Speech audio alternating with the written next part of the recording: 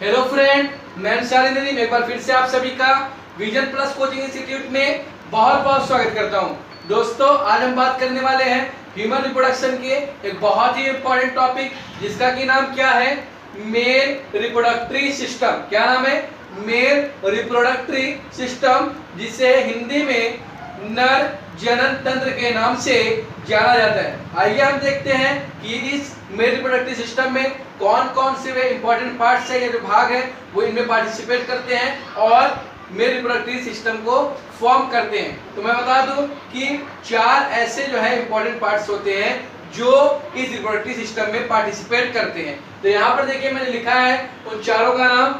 जो सबसे important part होता है जो कि मेल रिप्रोडक्टिव सिस्टम में पार्टिसिपेट करता है, भाग लेता है, वो होता है अपना टेस्टिस। क्या होता है? टेस्टिस, जिसको हिंदी में विसर्ग कहते हैं। दूसरा जो होता है वो कौन होते हैं? एक्सेसरी डक्ट्स, यानी सहायक नलिकाएं, इनका भी बहुत बड़ा योगदान होता है। और तीसरे में ग्लैंड्स, यानी कुछ जो है एक्सेसरी ग्लैंड्स होती है, सहायक ग्रंथियां होती है। और क्या होता है? External genitalia. क्या होता है? External genitalia. तो these are main 4 important parts which participate into male reproductive system। यही 4 मुख्य आवश्यक जो है ये भाग है, अंग है, जो क्या करते हैं, मेल रिप्रोडक्टिव सिस्टम में भाग लेते हैं। Testis, accessory ducts, gland, external genitalia. तो यहाँ पर देखिए मैंने डायग्राम बनाया हुआ है। इस डायग्राम की मदद से जो है हम एक एक चीज को, एक एक पार्ट को क्या करेंगे, समझेंगे। तो यहाँ पर देखिए मैं सबसे पहले आपको इस डायग्राम से के माध्यम से आपको मैं चारों पार्ट्स इस डायग्राम में दिखाने की कोशिश करता हूं। आइए देखते हैं। देखिए यहाँ पर जो आपका एक, यहाँ पर सबसे नीचे आप एक अंडाकार ओवल शेप्ड स्ट्रक्चर देख रहे हैं। ये ओवल शेप्ड स्ट्रक्चर क्या होता है? यही होता है क्या? टेस्टिस। और टेस्टिस जो होता है ये मेल रिप्रोडक्टिव सिस्टम का मोस्ट इंपॉर्टेंट पार्ट होता है। क्या होता है? मोस्ट इंपॉर्टेंट होता है। मोस्ट इंपॉर्टेंट इसलिए होता है, अनिवार्य अंग और कंपलसरी ऑर्गन इसलिए होता है क्योंकि फॉर्मेशन ऑफ स्पर्म या द प्रोसेस ऑफ स्पर्मेटोजेनेसिस जो होता है वो इसी टेस्टिस के अंदर होता है। तो यहाँ पर जो आप देख रहे हैं ओवल शेप या अंडाकार आपको जो संरचना दिखाई दे रही है, इसी को कहते हैं टेस्टिस।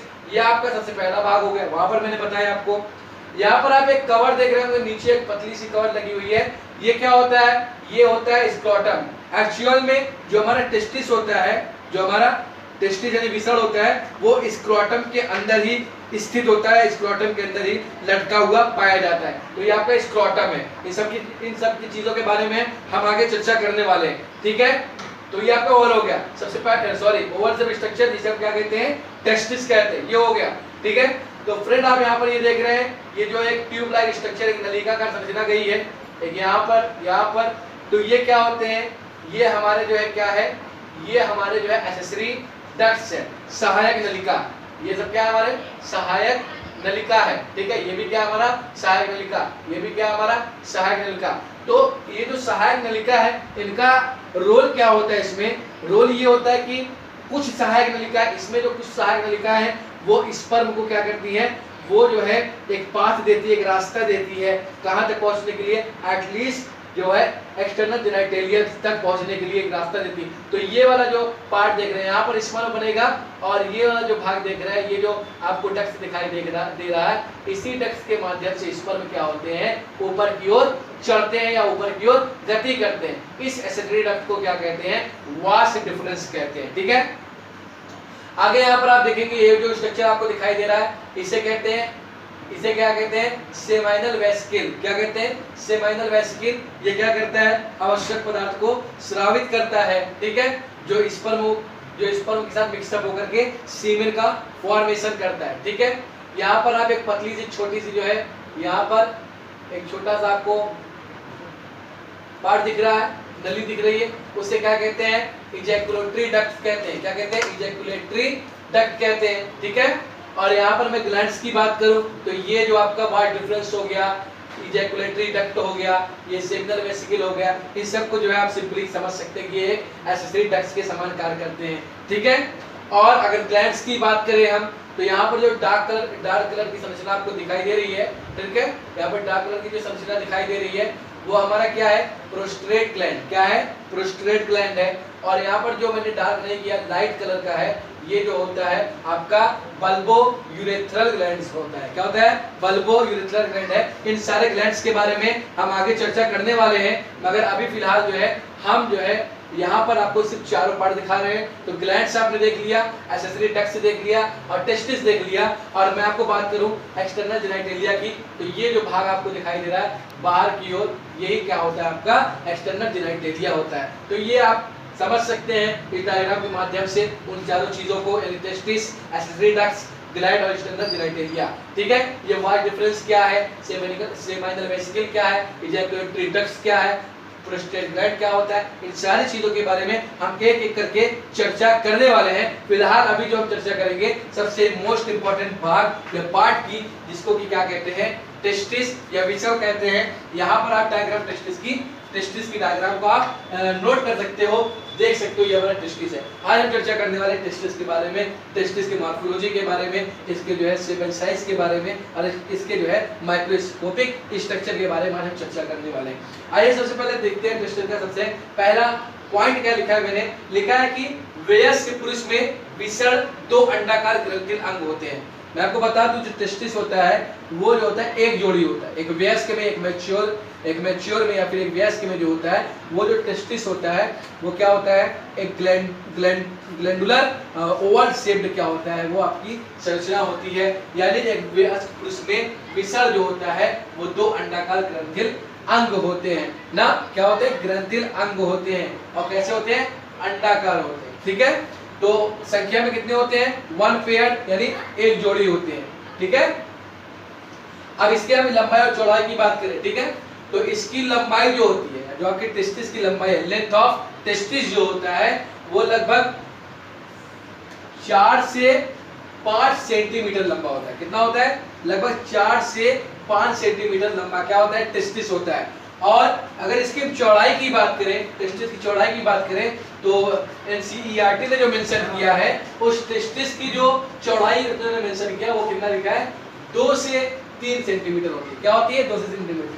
तो आप सिंपली कह सकते हो जो टेस्टिस होता है वो जो होता है वो 1 पेयर्ड होता है, यानी एक जोड़ी होता है और एक ओवल शेप ग्लैंडुलर स्ट्रक्चर होता है ना।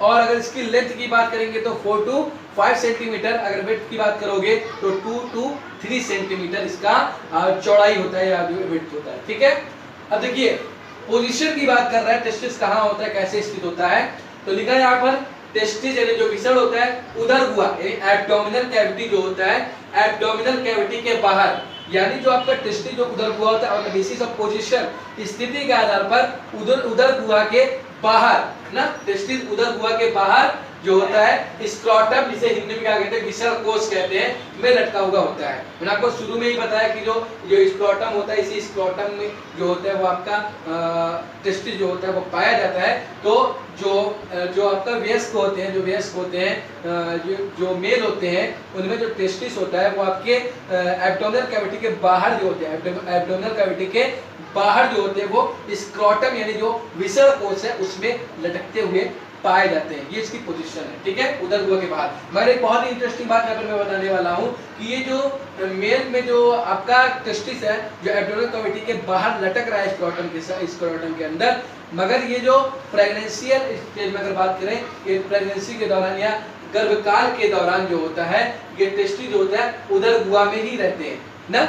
यानी जब आपका कोई शिशु है, यानी जो मेल का जो शिशु होता है, यानी जो आपका बेबी वो लड़का है, अगर वो माँ के पेट में होता है तो उस समय गर्भकाल में जो होता है वो जो आपका बॉय है उसका जो टेस्टिस है वो जो है गर्भकाल में उदर गुहा के बाहर लटकता हुआ नहीं पाया जाता, बल्कि वो उदर गुहा के अंदर ही होता है। यानी जैसे ही वो गर्भकाल अपना प्रेगनेंशियल स्टेज जो होता है उसको क्रॉस करता है और वो शिशु जन्म लेता है, तो उसके बाद जो होता है वो जन्म जब लेता है तब जो होता है वो क्या होता है, आपका टेस्टिस जो होता है वो एब्डोमिनल कैविटी से क्या होता है, बाहर की ओर आ जाता है। ठीक है, तो गर्भकाल में लिखा क्या मैंने, गर्भकाल में टेस्टिस उदर गुहा में ही रहते हैं, इस बात को याद रखिएगा।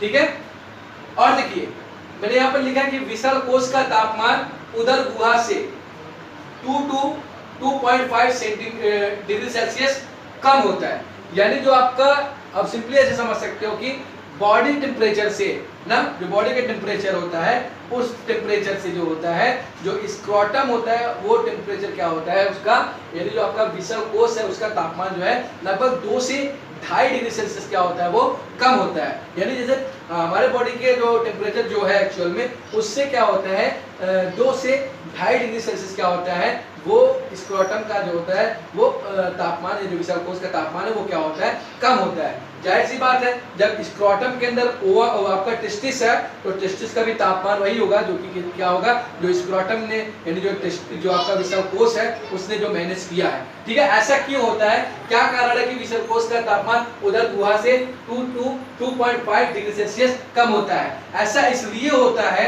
विसल कोश का तापमान इसलिए कम होता है ताकि जो स्पर्मेटोजेनेसिस की जो क्रिया होती है, शुक्राणु जनन की जो क्रिया होती है वो जो होती है इसी तापमान पर यानी कम तापमान पर यानी डिक्रीज टेम्परेचर पे क्या होती है प्रॉपर्ली या भली प्रकार होती है। और यदि टेम्परेचर अगर क्या होगा वो इंक्रीज करेगा या जो बॉडी के टेम्परेचर उसके इक्वल होगा तो क्या होगा, जो फॉर्मेशन ऑफ स्पर्म जो है वो तो होगा ही मगर जो है प्रॉपर्ली नहीं होगा, और होने के बाद क्या होगा जो आपका स्पर्म है, जो आपका मेल गैमीट है वो जो होता है वो डीनेचर्ड हो जाते हैं या फिर जो होता है वो निष्क्रिय हो जाता है, काम जो है वो करने में सक्षम नहीं रह पाता है। यही वजह है कि जो है विसल कोश का जो तापमान होता है उधर गुहा के तापमान से 2.5 डिग्री सेल्सियस क्या होता है वो आपका कम होता है। एग्जाम के पॉइंट ऑफ व्यू से बहुत इंपॉर्टेंट क्वेश्चन है, इस बात को याद रखिएगा।